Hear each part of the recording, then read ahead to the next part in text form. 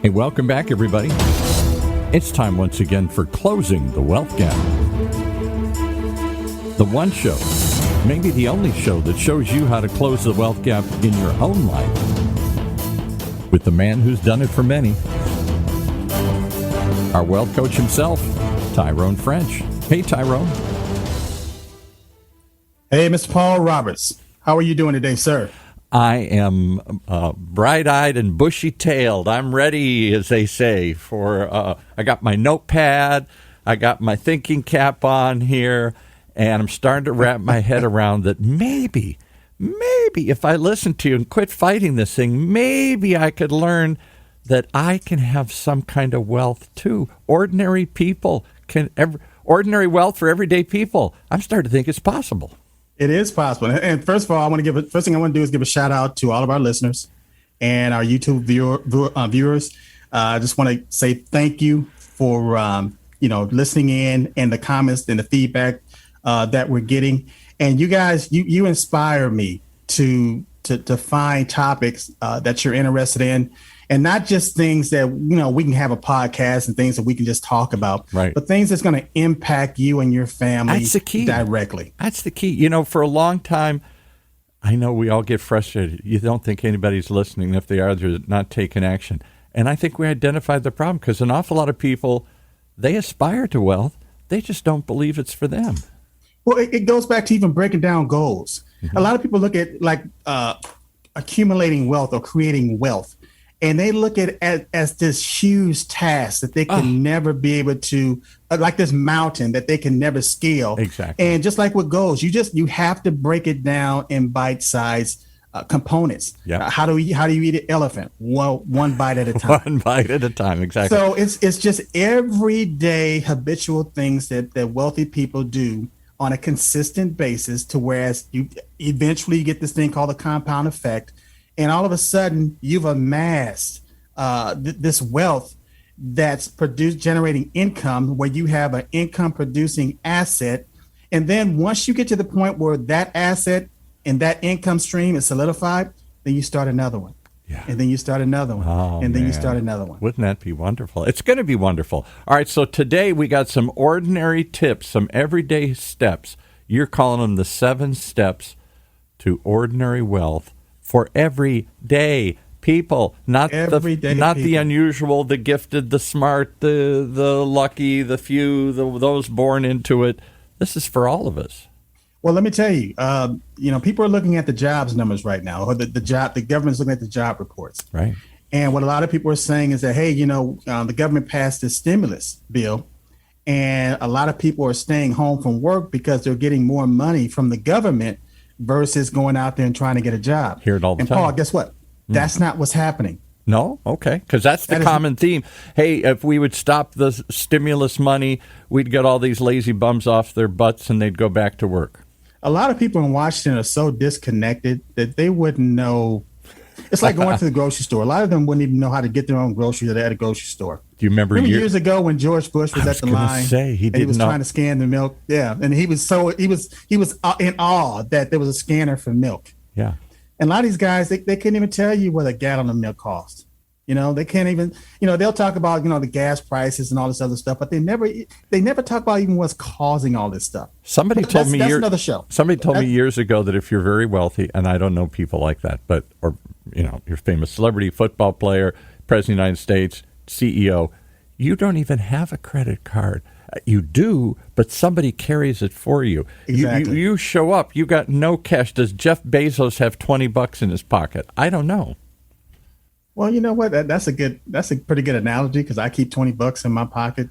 I mean, just for tip money. I do too. But here's the thing. Here's the thing, though. My point was that a lot of those people they're so disconnected. That's what I'm saying. Yeah, they don't. They float through life and say, "Why can't everybody do this?" Because they're extraordinary people. Maybe they were gifted, maybe they worked really hard, or maybe they just fell into something, because they were born in George Bush was born in a famous family and whatnot. Donald Trump's born in a famous family. There's a certain, you're ahead of the pack here. And I guess that's the assumption always, that wealth, as we think of it, is not for ordinary people. Well, let me give you an example of what's really going on with the job numbers. Yeah, please. People are not going back to work because they had a reality check. Most of them, I see. they understand, wait a minute, life is short. Life is precious. And why should I be spending the majority of my life doing something that I absolutely hate for substandard wages? Yeah. And again, a lot of people, they were forced to work from home. Mm-hmm. So they're still working from home. And that's why they're not going to impact those job numbers. They're not collecting unemployment. That's why you see the unemployment numbers dropping. But the job numbers are not going up because they generated another side funnel. You call it a side hustle or a side gig, to whereas they broke that cycle of going to work and doing the 9 to 5 at a certain location. So we should be celebrating. These are your people. These are your folks. Yeah. Absolutely. This is what we've been preaching for years. Except what we were saying is, start a side hustle or, put a business in place, become self-employed, but maintain your 9 to 5 because that's your blanket. That's your comfort level. Right. That's your stability. You got that check coming in. It's guaranteed. It's coming in. But at the same time, pivot to whereas you start your own side business. You become your own boss. Well, COVID amplified that and pushed it up. Mm-hmm. And so it forced people to stay at home. Now, again, mothers, they're homeschooling their kids. The daycares were shut down, so we're taking care of their kids and everything. Mm-hmm. And we get into these modes of habit. So now the habit that people have developed is working from home. Yeah. And just like any habit, it's hard to break. I'll tell you another habit that's going to be hard to, and it was hard to get anybody to believe this, is what we're doing right now. We're live streaming. We're also recording this. That's why many of us are here. But yes, folks, you can go watch this live. OC Talk Radio every week. You can be here live. Heck, you can even tweet questions and stuff. We don't promote that idea, but you can. This is a live interactive program. And because we're not both sitting in the same studio here at UC Irvine, you're up north, I'm down south here. Through the miracle of Zoom, we're connected and turning it into a video. So here's my point.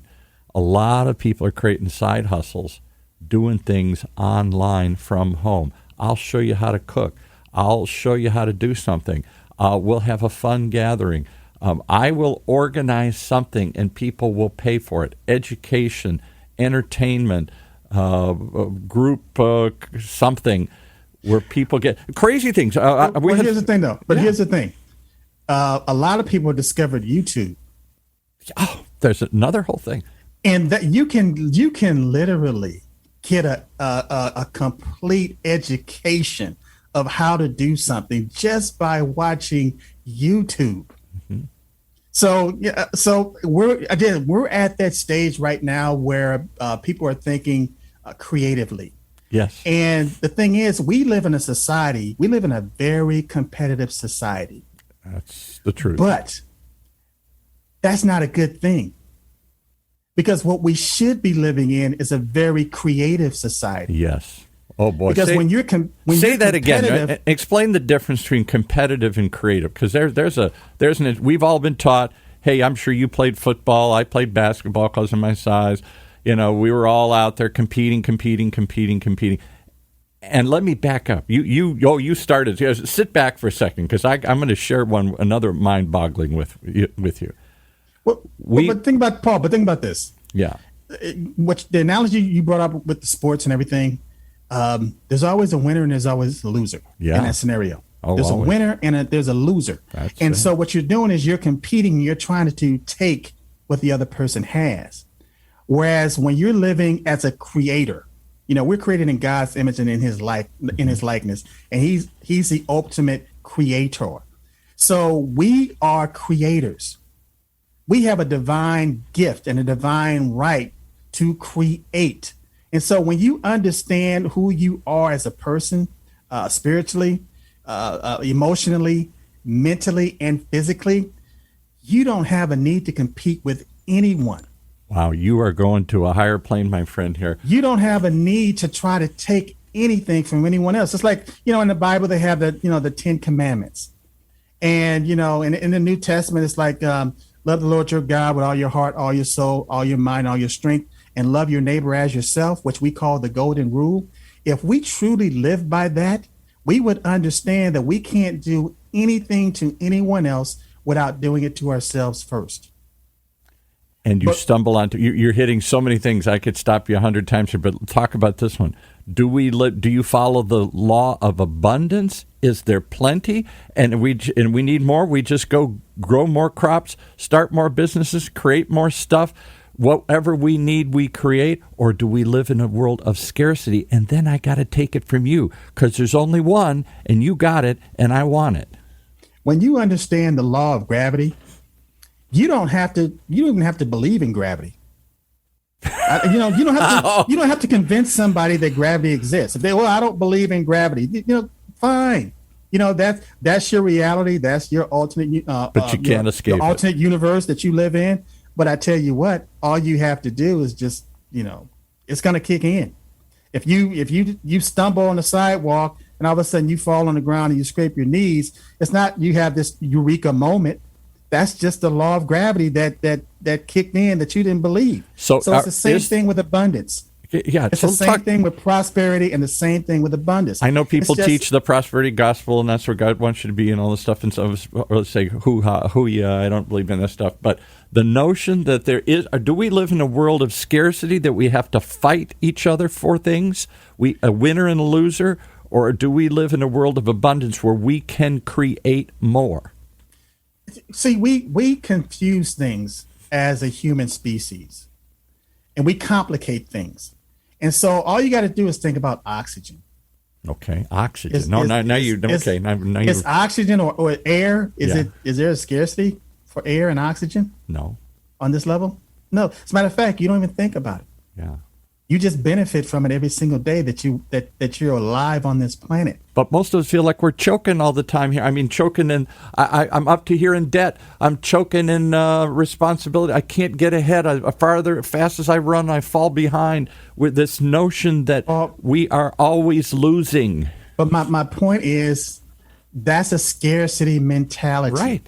A lot of people will fall into that groove because they're actually competing with other people. And they're taking on more responsibilities and they're taking on more debt than they should naturally do based on their circumstances. If they would read their own tea leaves, meaning that if they would sit down and do a statement of cash, a cash flow statement, or do a net worth statement, and it would tell them exactly where they are financially. And so when you look at your financial situation and you look at somebody else's situation, you automatically, a bell should go off in your head. Ding, ding, ding, ding, ding. I don't have the resources to live that lifestyle. It may look good. I probably want to aspire to do those things. Right. But right now, this is where I am. And so credit gives people that false illusion of wealth. Yes. But with any bubble, there comes a day of reckoning. Whereas, you either got to pay it or you're ruined by it. And that's why they call it credit. It's really debt. And when you really break it down, it's bondage.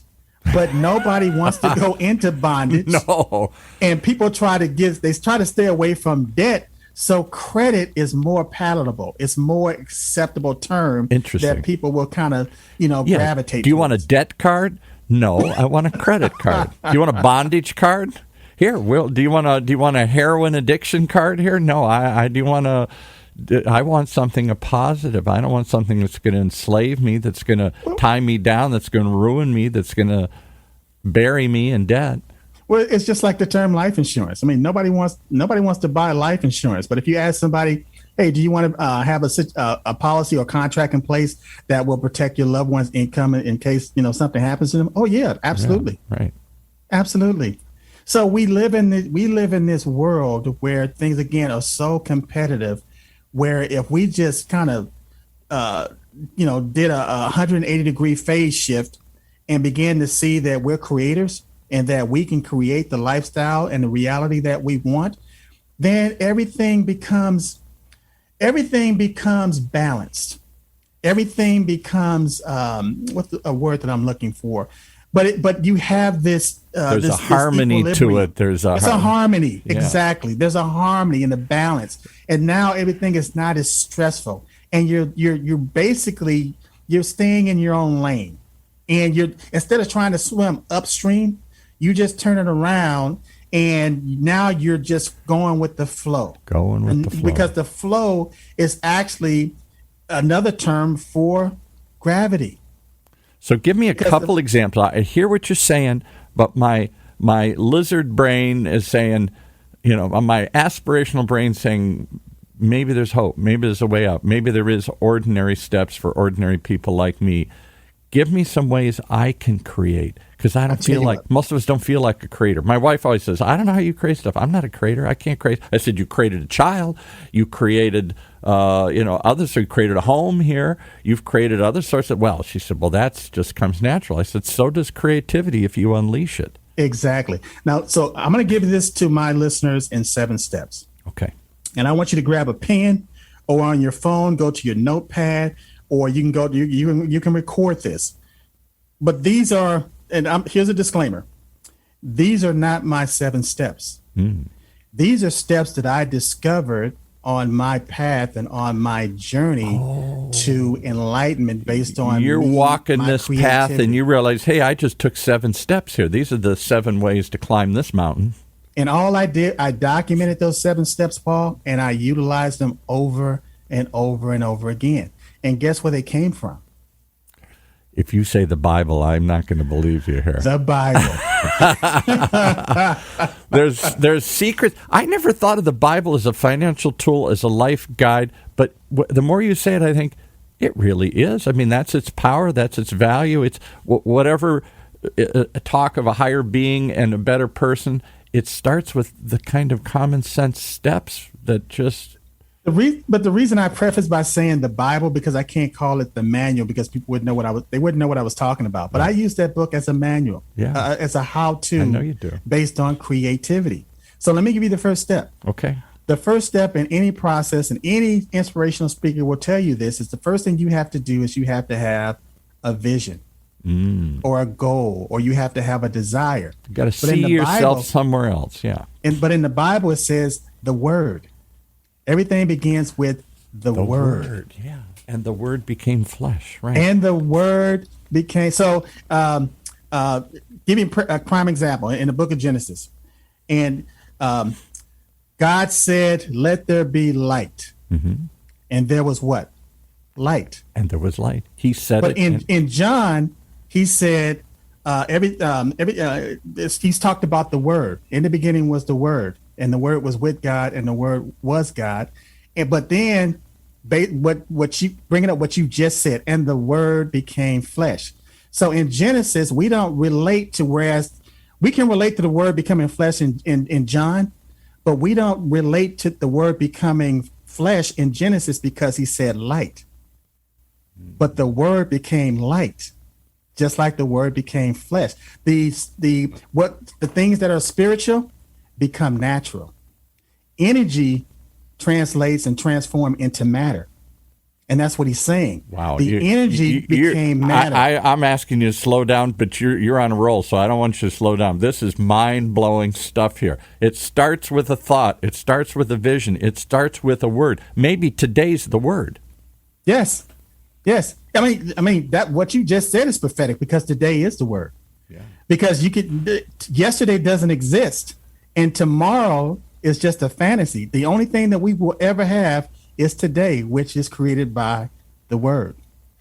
Wow. And so, like I said, every motivational speaker, every teacher understands, based on it, as far as achievement, it has to start out with a vision, with a goal, but it start out with that word. Right. And then you have to hear that word. Because, see, the word is wisdom. But you have to be able to hear it. Mm-hmm. And once you've heard that word, then the next step this is a choice. Then you have to believe it. That's the one we've been hung up with now for the last while. I think that we kept going round and round. We'd even talk offline and say, I'm talking about this. What is it people don't get? They hear it, I preach it, I teach it, they hear it. And I said, because I don't think they believe it. Believing it. And so, but that's a choice. And we call it faith. The Right. just shall live by faith. I'll give you another example. Faith is the substance of things hoped for, the evidence of things not seen. That's the key. It's a you transform what you see. I don't see this in my life. I don't see heaven. I don't see a future for me. I don't see a way out of this hole. And so Paul, faith is that leap above that says yes. Faith is the belief based on the word that is not seen. It starts out with the word. Yeah. Then you hear Then that you hear it. word, and the faith is the substance of things hoped for, because once you hear it, you begin to hope for that thing that you just heard, and the faith is the belief. So of why it. could we have faith in God but not faith in ourselves? Because it's a maturing process. It's a journey that you're on. Why do we have faith in the government's going to take care of me? Why do I have faith in my parents are going to take? I have faith in others who are going to help me, but do I have faith in myself that I can help myself? That's where we fall short so But often. Paul, it begins with yourself, and that's the spiritual journey. Once you course. understand that everything is generating and emanating from it within you, then it's easy to have faith. It's easy to believe, because again, at that point, you're that creator.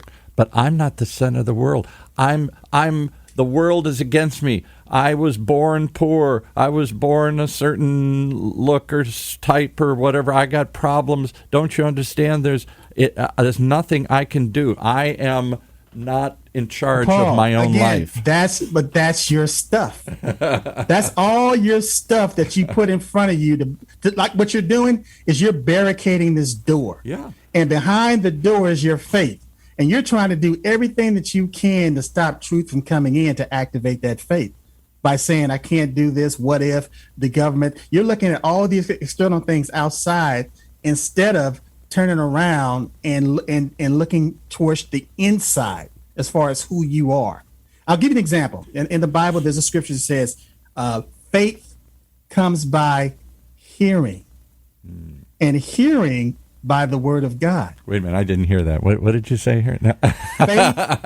Faith comes by hearing, and hearing by the word of God. So remember, we said everything starts out with the word, Yeah. which is the first step, and then you have to hear it, which is the second step, and then you have to believe it. It's already in the scripture that faith comes by hearing, and hearing by the word of God. And people they've used that scripture I don't know how many times, but they never understood No. what they were saying. No, because I think of it as a spiritual afterlife story. I don't think of it as a today real life story. This isn't about faith is something beyond what I can see. I look around me and I don't see any way out But again, that's your reality that I create. that you created, Yikes! It's the Matrix. which is the lie. It's the Because Matrix. it stops you from being that creator and living in that abundance that is your birthright.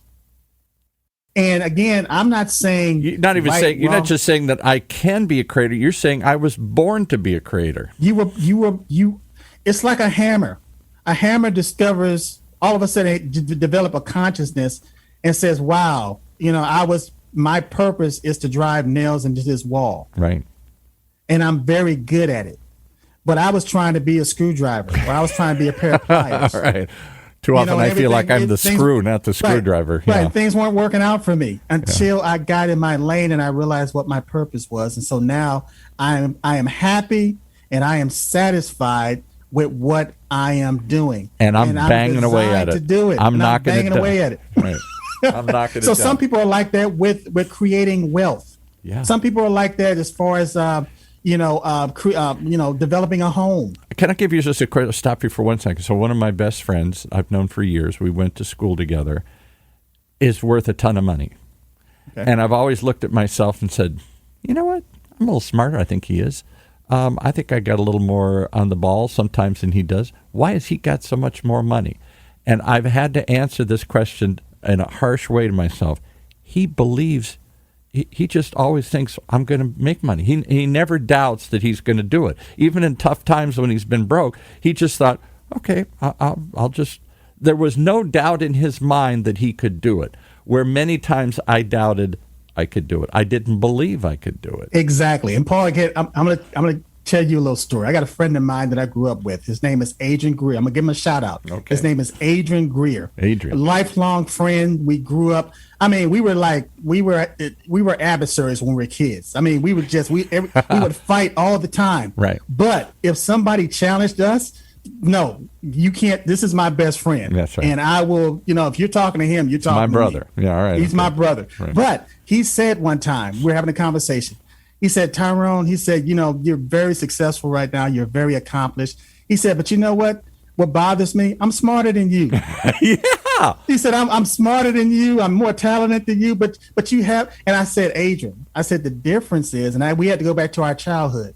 When I was younger, Paul, I was fearless. Yeah. And I had all the confidence. I was like one of the smallest guys in the group, but I was confident. I was fearless, and I didn't doubt myself. Yes. So let me tell you, when I got older and I began to understand the process, I realized that fear and doubt, it repels success. Fear and doubt repels achievement. Oh, man. Whereas purpose and faith attracts it. And it's so simple, it's so basic, but you have and to it's be so real. I have real. to sigh. Am I this stupid? I can't see this stuff here. What is wrong with me? It's not a stupidity. Am I blind? Is it curtain It's a up? lack of knowledge, Paul, and it's a lack of application. And that's what this show, Closing the Wealth Gap, is all about. It's about giving people the knowledge, but not just the knowledge, but the application as to how to apply it. All right, so we got to hear the word. We got to believe the word. We got to. The first has got to be a word. Then you got to hear it. You have to hear the word. To see the word is right. The word is. That's not even. We don't even count that as a step. But the word is. Right. It's going to be. It always will be. So what we have to do is hear it. Then we have to believe it. Okay. But then, Paul, we have to speak it. Ooh. We have to speak that word. We have to reinforce our faith. Is that like when people speak out loud and they tell their friends, I'm going to put myself out there. You can hold me accountable. I'm telling you right now, I'm going to get out of this job. I'm going to find a way to open it something. I'm going to tell it to everybody I can. Maybe I'll start believing it if I tell everybody, or maybe not I'm only do you hold myself. yourself accountable, but subconsciously you begin to believe it. Yeah. So when the conscious mind and the subconscious mind are on the same frequency, there is nothing you can't do. You're not holding yourself issue is when back. you have that lack, it's because the subconscious mind and the conscious mind are at a disagreement. But I'm going to tell you what, the conscious mind is always going to win. The subconscious mind is always going to win.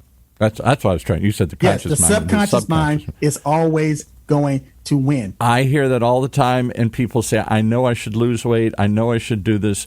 My brain says I'm going to set a plan. The conscious mind says I'm going to do this and I need to do that. But the subconscious mind is always going to win, because just like you going into a house and let's say it's cold and you have a thermostat set on a certain temperature, it's not going to leave that temperature. Wow. And so you can go in there and you can low. try to consciously reset it. But if it's automatically set to that temperature, it's going to go right back to the same temperature. So I got to speak it. All right. I got to start saying it, proclaiming it to the world, putting it out there, hold me accountable, convincing myself, saying it over and over. Because we all know the truth, and this is a truth. If you say something often enough and loud enough, people believe it. We've seen that. But it's the same thing with a lie. With a lie. If you say the truth often enough, people will believe, but it's the same thing with the lie. Isn't that the truth? Isn't that the truth about lies? We've seen that too much in this day and age here. Yeah. So going back to speaking it, Muhammad Ali was a great example. He told everybody he was the greatest before he ever achieved that goal. Everybody that he came in contact with, he let everybody know that he was the greatest before he even achieved that goal. And so now when we think about Muhammad Ali, what do we think about? He's the greatest. He said it. The greatest. We read it. We believe it. Yes. So once you speak that word, then you have to apply it. Then you have to act on it. And go. This is where people miss they can have mentally, they can be mental giants, but it doesn't work until you have that physical activity working together. My dad used to groan and moan, came out of the Great Depression. I'm a child of the 60s, an aging baby boomer. Who am I? Where am I going? What's going to make me happy? Endlessly analyzing, endlessly thinking about it. He said, why don't you just get up and go get a job? Go get it. Just go get it. Quit talking about it. Get it. And you're gonna make mistakes. It's not gonna work the first time. When Thomas Edison, he didn't create the light bulb. Exactly. The light bulb was already created. Love this What story. he did was he created a filament to whereas it had longevity. And supposedly he went. they said, how did you do it? He said, I just kept trying everything I could think of. Hundreds of things. Hairs from horses. And 10,000. 10,000 things he stuck in there till he found the right filament that wouldn't burn out. Why? Because he understood his purpose. He understood the reason behind it. And so what we'll tend to do is we'll get on that path as far as, okay, I'm going to take the step and I'm going to act on it. What happens is, Paul, if you don't believe what you're doing, you're not going to speak it. And if you don't believe it and you're not going to speak it, eventually you're not going to think about it. Or do it. And that's what I'm saying, or do it. And so then, but here's the thing. We are creatures of habit. Yeah. Once you create the habit of something, it's hard to not do it. Hard not to, yeah. So I'm just saying that hard for me not to make my bed anymore, even though I hate doing it. Hard for me not to brush my teeth anymore because it's just been drilled into me. And that's a success. Yeah. That was a process. And with the 7 steps, even to make your bed in the morning, you use these 7 steps. Even to brush your teeth, you use these 7 steps. To go to work, you use these 7 steps. Right. To get dressed in the morning, to perform your job. Everybody is using these 7 steps, but they're not conscious of it. I don't like taking the trash out every week, but it piles up, so I got to take it out. And that's just a habit now. And it's that not only is it a habit, but you understand the benefit of it. Yeah. So what do? The next step after activity or action is to persist. Ooh. So it doesn't just happen. Persist. Oh, well, okay. So you got me now here because we all come up with the dream. Maybe we start to believe it. Maybe we even start to take some action on it. And the minute it doesn't work, see, I told you. Can you imagine somebody starting off to go to work, and they know exactly where they're going, and they've done it, maybe hundreds or even thousands of times. But imagine the first time out. They started out to go to work in their car, and halfway between the trip they stopped. If you did that going to work, you'd get fired. Yeah. Can you think about the time where maybe somebody decided they wanted to lose weight, but halfway through the process because they didn't see anything physically, but internally, all the things were going on for them to lose weight, and all of a sudden they stopped because they did not persist. When you see people that are achieving their goals, they're hitting these 7 steps every single time. And one of the crucial steps is after you get into action, you have to persist until that thing manifests. So I used to argue with my daughter all the time, and she'd say, we work on a math problem or some science problem. And she'd say, doesn't work. I'd say, what's the next step? Well, I quit. Doesn't work. I give up. I said, go back and go through it again. I already went through it all. It doesn't work. Then go through it 100 more times till you figure out what you're missing. Exactly. You don't. Quitting isn't the answer. Giving up isn't. There's a solution there. Just because you can't see it right now doesn't mean there isn't one there. The reason people tend to quit is because they don't count the cost. They don't see the cost associated with quitting. Oh, yeah, but it's more expensive. It's more expensive in the United States to quit and to live in poverty than it is to be wealthy. So wait a minute, but quitting seems so easy all the time. I'm out there trying to make the football team, and it's hard. It's just easy to quit. I've heard this saying that if it were easy to do, more people would do it. Yeah, right. Everybody do it. And the reason being is because there's only a few amount of people that's willing to persist past that pain. Yeah. Give you an example. When I was in the Army, And You were in the Army before you were in the Navy? I was in the Army after the Navy. Oh, okay. So when I see the Army Navy game, I'm conflicted. Okay. But to make a point, I was in basic training. I went through basic training when I graduated basic training, I was 37 years old. You got to talk about this more. You went through all this years in the Navy, and then you quit, and you went through it again in another service. That'll be another show. Are you nuts? Again, this patriotic thing sometimes would pop up inside of me, and I would just, But anyway, make a long story short, we're in basic training, and I'm 36 years old, and these guys can't believe that this 36-year-old man Yeah. is smoking these kids. As far as I'm keeping up with them. Matter of fact, I'm leading them. I was a squad leader, the whole 9 yards. I didn't want to run the company because I wanted another younger guy to run the company, and I would support them. And that's what I did. I took that support position. Anyway, make a long story short, drill instructor came in. He was upset about something. And what they wanted to do was they wanted to PT the company. And what I mean is physical training. Right. And you're constantly going through this physical training to make you stronger. But they use it as a form of discipline. So the bottom line is we were out there. We had our weapons in our hand, and we're doing like jumping jacks with the weapon. And we're in the barracks, and the windows are closed, and it's burning up. And we're doing these jumping jacks with the weapons, and we're drenched with sweat. Now, Paul, my face was sweating. I was drenched with sweat. But the bottom line is I had tears coming out of my eyes. Yeah, right. Because again, at 36 years, this was hard. Yeah. But Paul, let me tell you what happened. There was a time during the exercise and during the drill that the pain went away. Pain went away. The pain. I thought I was at my breaking point, and I wasn't going to quit because I was a leader and I had to lead by example. But I'm 36 years old. And this rifle is killing me. This exercise, this drill is literally killing me.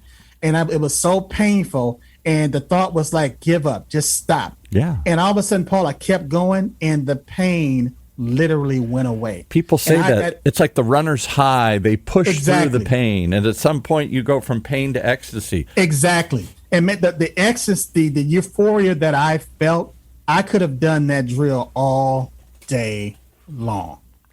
So my point is, you'll get to the point where you're into activity and you're persisting. You're persisting, and you think that you're not going to manifest, but all of a sudden you break through this barrier, like a sound barrier. We tried to break the sound barrier for I don't know how long. Because running the 4-minute mile, nobody could do that. The 4-minute mile, movie, the Chariots of Fire, scaling Mount Everest. Yeah, things that Nobody seemed impossible. Until somebody did. That first person did it, then it became a norm. Let's wrap this up. I got to wrap you up because we got your friend coming in today here doing another show after this. And the last step, Paul, is once you've manifested your goal, the last step is that you have to rest. Really? You have to rest. That is your recreation. If you break that word down, recreation, it really means recreate. Wow, because rest is not usually in the process. Get your butt up and keep going, and then you burn out and you give up again. But that's my whole point. We have to redefine some of the terms that we thought we understood, because you can't do anything without rest. Yeah, nothing happens without rest. I'll give you an example. Music. What would music sound like if there was no rest between between the instruments and the tones? One common. You would have no space. Right. And you know what space is? No. Space is rest. That's a whole different topic. But the space is the rest. Because without the space, without the rest, you wouldn't have that space. It wouldn't be there. It wouldn't exist. I got to take a rest. You have so worn me out. I am sweating. You put me through a mental workout, a reevaluation of myself, a hard look and say, who's holding you back, buddy? Is it this and them and those, or is it me? Self. It's always I think it was Aristotle. I'm not familiar who said this, but to thine own self be true. Right. And it must follow as the night to day. Thou cannot be what is it? To thine own self be true. That's all I And remember. it must follow as the ninth day, then thou cannot be false to anyone. So the first and greatest victory is to conquer self. And you know what gives me even more hope is that if you can't somehow climb, you see the mountain, you now understand the steps to go up the hill. It gets hard. You want to quit. You don't believe. You don't want to persist, et cetera, et cetera. There is one other hope that you didn't give us. There's a coach to help you. Well, actually, the coach is off his game today as far as his. Other coaches on today. Here's the thing. It was Shakespeare. Shakespeare said, "To thine own self be true." Yes, right. Okay. But it was Aristotle that said the first and greatest victory is to conquer self. Yeah. Or Socrates. The first. No, it was Aristotle. The first. They were like back and forth. Aristotle and Socrates. One was the student of the other. Right. Exactly. All I got to say is if people are getting value from this show, if they can literally see themselves closing the wealth gap in their life. Yes. What I want them to do is continue to listen to these podcasts, continue to view us on YouTube. And in the beginning, you may not see any change, but if you have the desire and you're using these 7 steps and you're doing it consistently, I can almost guarantee you that you will begin to see the change in your life. And it's going to start out small. It's going to start out as baby steps. Right. If you look at a baby, and then you see that baby that's so determined to walk, but they're falling. They're trying to all the time. Oh. But you got to let the baby go through that process. Right. Because that's how they learn how to walk. Yeah. Well, we love you even when you fall and you fail. We're here to help pick you up. How do they get a hold of you? Give us some way to give us the step to take today and how to reach you. All I want you to do is download my free app. You're just gonna text Tyrone French to 36260. What's the numbers again? 36260. Text Tyrone French to 36260, or just give me a call. Call me at 877-296-5192. And again, that's 877-296-5192. The journey of 1,000 miles starts with a single step. A single step. All right. Well, you took some giant steps here today. The 7 steps for ordinary, everyday people to use to create real wealth in their life. Close the wealth gap. Starts by you want to catch up to the pack. Take 7 steps today here. Absolutely. All right. Thanks, Paul. That's our show for this week. Closing the Wealth Gap. The one show, the only show that shows you how to take control of your financial future.